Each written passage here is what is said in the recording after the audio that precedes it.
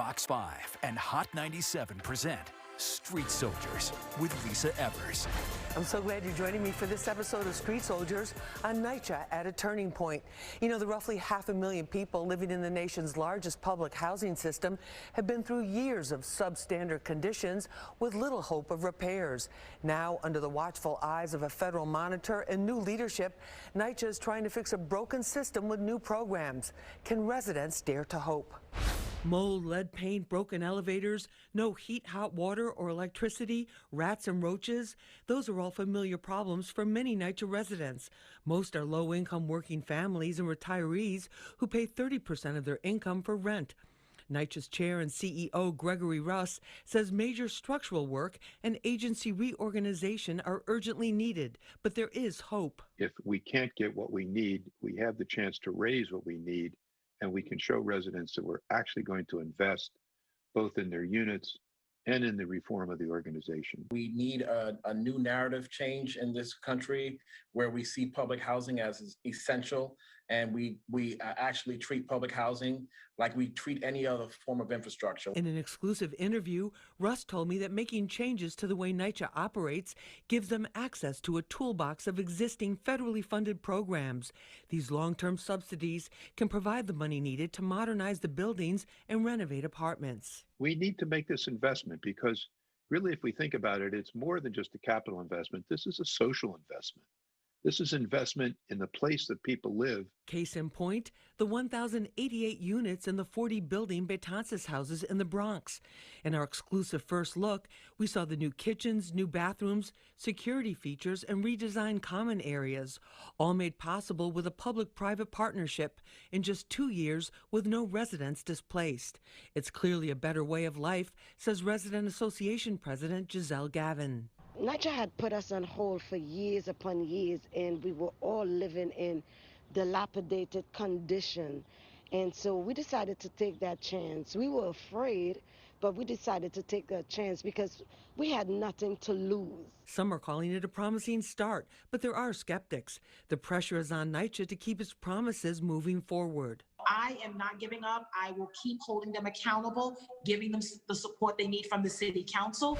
So where do things stand now? Let's find out from our panel. Joining us, Gregory Russ. He is the chair and CEO of NYCHA. Greg, thanks for being with us.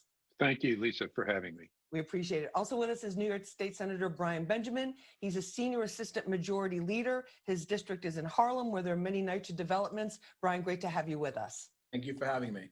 Thank you so much. Also with us is City Council member Vanessa Gibson from the Bronx. She's also been on the forefront of fighting for residents' rights in her district and citywide. Vanessa, great to have you with us. Thank you, Lisa. Thank you so much. And also joining us is Reginald Bowman. He's a resident leader and resident of the Seth Low houses in Brooklyn and is a NYCHA citywide resident leader. Reginald, great to have you with us. Thank you for having me on, Lisa. Thank you so much. Vanessa, I'm going to start with you on this. Where do you see NYCHA at the present time? So I see NYCHA in a really dire state in need of repair, of serious investment at all levels of government. I see patient, understanding tenants that have lived in NYCHA for their entire lives, raising their families. I see intergenerational families that are living in public housing, but I see the despair, I see the disrepair, I see the inequity in the system. I see so many residents that have really, really fought the good fight, that have remained firm, that really fought to make sure that their lives have been improved. And it's unacceptable that in this day and age, in 2021, we are still struggling for basic necessities, for elevators that work, for apartments that are clean and safe, and infrastructure that is invested in. State Senator Brian Benjamin, give us a quick summary of where you see things with NYCHA, because the State Assembly is going to have to be making some big decisions coming up. Sure, and that, I think the Assembly and the Senate, we're going to have to work on what the future looks like. And I know Chairman Russ has some ideas, which I'm happy to hear him speak about. But I want to pick up on where Vanessa left off. I mean, there is significant issues. When you talk about $40 billion of need, there's heat issues all the time, elevator, asbestos, lead. I mean, there are so much issues across the entire portfolio. And the real question is, how are we going to fix these issues when you have a federal government that has walked away from NYCHA, that has walked away from public housing? We have a state budget crisis. We have a city budget crisis with $15 billion in the hole in the state level. The city, correct me if I'm wrong, Vanessa's $4 to $5 billion in the hole. We got $40 billion of need. How are we going to make this work? We have to figure it out. And obviously the state and the city has to prioritize NYCHA. Chairman Russ, when we interviewed you in your office for the exclusive for Fox 5 News, I came away with a sense of there's different levels of problems. There's the triage, there's a state of emergency that City Council Member Gibson was talking about, where you have pipes breaking, you have heat going out, you have that type of thing. And then there's this long term of there's huge structural things that need to be changed, but there's just no money. So just give us a sense of what the structure is of the direction you see where we're at right now. Well, I want to affirm a couple of things because I agree with both the senator and the council member on what we have to do, and feel very much, I think, their observations that this is long overdue. This investment that we're talking about, really, we're at a time when we're compelled to make it. We must make it. And we understand the budget issues that have been framed. We're hopeful that a new administration could provide some relief, but we have no guarantees. So we have tried to come up with a set of ideas that would raise this money using the existing federal structures to tap into more subsidy, and then using that subsidy, the additional subsidy, to raise capital that we need to make these critical improvements. All right, so you're looking at ways that basically can come up with the money with existing programs, so you don't have to wait 3 more years for new legislation to be passed and that type of thing going on. Is that correct? That's pretty accurate. That we want to put in place a structure that could access additional money through a voucher program, and then use those additional funds to borrow to begin to make the repairs that are desperately needed. Reginald Bowman, in terms of the residents, how are you feeling about where things are now? It's been very rough for residents this past year with the pandemic, going through that, and then now NYCHA is taking a very active role in trying the resident leaders in trying to get their residents vaccinated right in the developments themselves. What do you see going on where we're at right now from the ground? Well, if you don't know where you've been, you don't know where you're going. Right now, this is my 40th year of resident leadership, and this is about my 17th plan to preserve or improve public housing. And I agree with the necessity, but right now, NYCHA's biggest problem is they need serious infrastructure and modernization management and repairs that could be accomplished with the current funding on a daily basis. And then there really needs to be a reworking of the ideas that are being presented now so that some type of 21st century improvement will happen. We'll have much more coming up. Stay with us. Greg, in terms of prioritizing the needs of residents, if Betances is what people want, what they see there, that adapted to their development, how does this break down? Like, how many apartments are eligible for that? How many other developments? Vanessa expressed concern about Edenwald houses being such a big development. Betances, I think, is about 40 buildings, so that was a pretty big one too, in all different locations. Well, I think that we have previously identified about 62,000 units that would go through RAD Impact. And we need that capital. We need the capital income that program will raise. But I think to Mr. Bowman's point earlier, that we have 110,000 additional units that also need investment of scale. And NYCHA has the largest portfolio in the country. We constitute, if we're successful in trying some of these ideas out, we would be the single largest investment in public housing ever made, going all the way back to the start of it at the New Deal.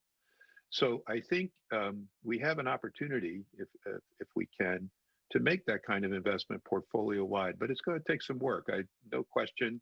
And we have to deal with we have to deal with NYCHA's past, which casts a long shadow over the conversations that we're having today, and show folks that we can make these units into the kind of unit that you'd be happy to come home to in the evening or whenever you're off your work. Brian, the state assembly is going to have to vote on this NYCHA's blueprint for change. Tell us how you understand that, or what you think are the questions and also possible benefits.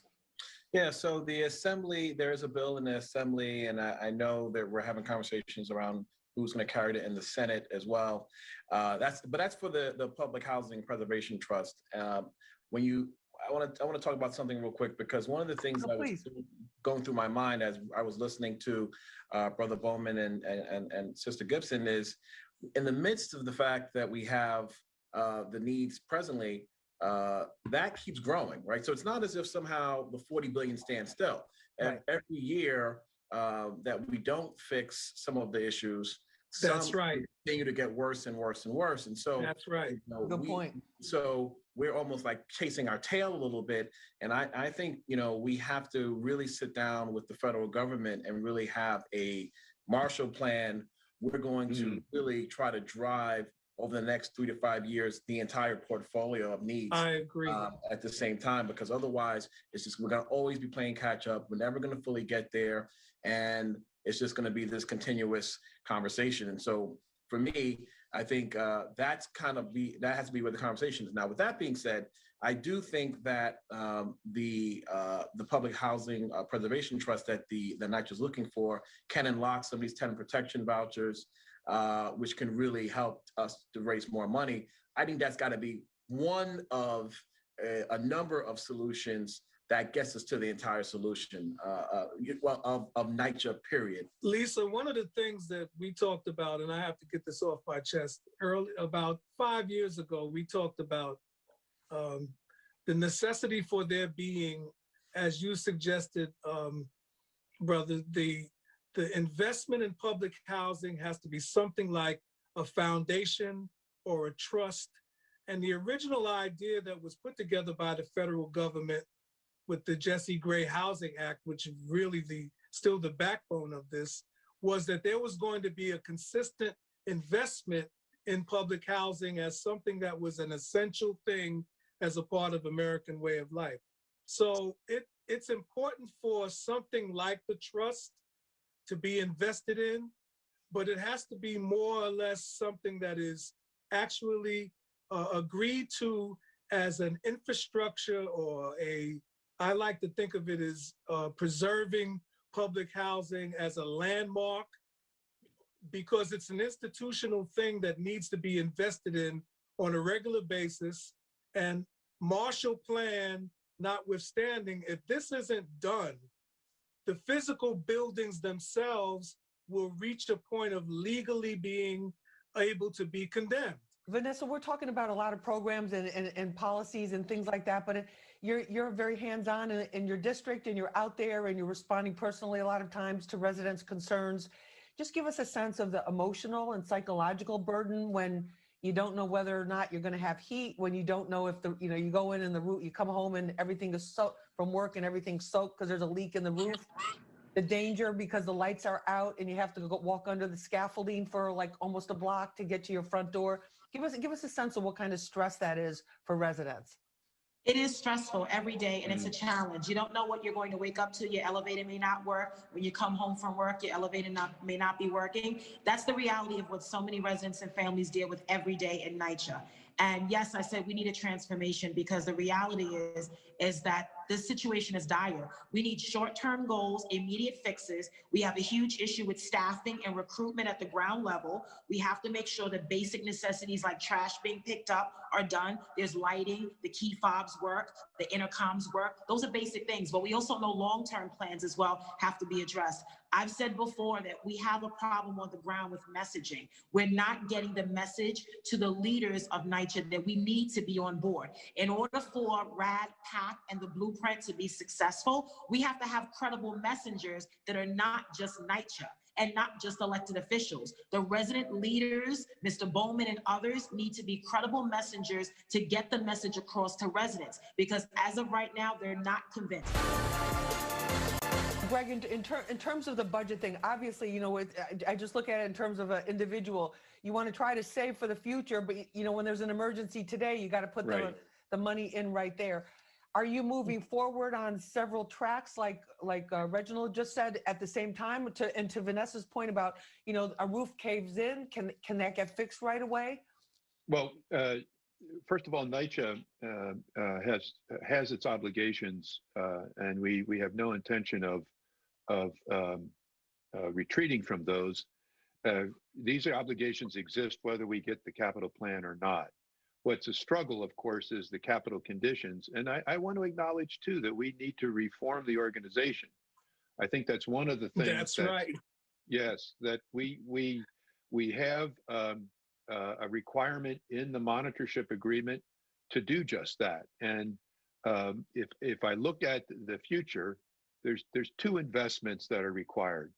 The first is the capital investment in the unit, because that would change the profile of how we do our work in ways that could benefit residents over the long term, because we could redistribute the resources we have and do that in a smart way. And the second investment is in the institution. And that's required by the reorganization plan in the agreement that we signed with HUD and the Southern District. And that is going to be as important in its way in changing some of these fundamental difficulties as the capital would be if we got it to invest in the units. And those two tracks have to occur together, I think, if we're going to be successful. Brian, what about that for your constituents in Harlem? No, I think that's all very important. But it's hard for me to think about that without thinking about the source of funding. And I think one of the reasons why Reginald has talked a lot about the iterations over the years is because we never have received a significant amount of funding from someplace. And I know, very recently there were talks about an infrastructure plan out of Washington, D.C., $1 trillion. To me, roads, bridges, tunnels, highways, I think public housing needs to be included in that. Right. And absolutely. And we absolutely, Senator. Yeah, and we need to get a real allocation separate from housing support. We need infrastructure support. And when we talk about these numbers, and again, we don't have Trump in the White House anymore. We now have Biden, Harris. We have a senator from New York, Chuck Schumer, who's now the majority leader because of a lot of the work a lot of us have done to get him there. We've got leadership in the House. This has got to be part of the narrative. And I think if we can put that along with some of the great proposals that Greg Russ is looking to do, because his proposals notwithstanding, if he doesn't have the resources, he can't move quickly. Can't do anything. That's why I want you on our team. Let me just get Vanessa in here. Vanessa, in terms of the narrative, because you emphasize heavily there has to be communication with the residents. Does there need to be a change in narrative too? Because there's still a certain stigma about the residents are being given this housing because it's publicly subsidized, when in fact the vast majority are working families or retired seniors. Yes. Yeah. And what about the narrative? That's right. Is that part of the communication with the residents as well, so that they feel invested in these changes? Absolutely. I think that's a great start, and it will really show progress and demonstrate that NYCHA means what it says and says what it means.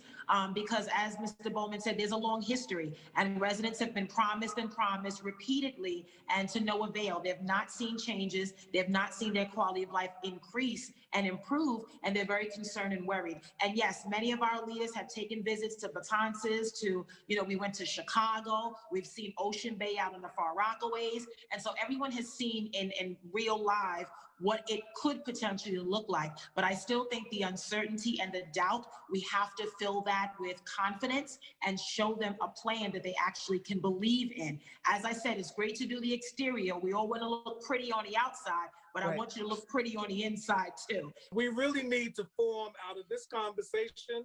I would like to propose that we actually do present something to the New York State delegation, to Schumer and the rest of them, so that they understand that we are really serious about making sure that NYCHA as a institution is included in the infrastructure planning of this administration going forward. Thanks for joining us for this episode of Street Soldiers on NYCHA at a Turning Point. Watch it again on our Fox 5 NY YouTube page and share it with your family and friends. Remember, use your mind. It's your best weapon. I'm Lisa Evers. Let's push for peace, love, and justice for all.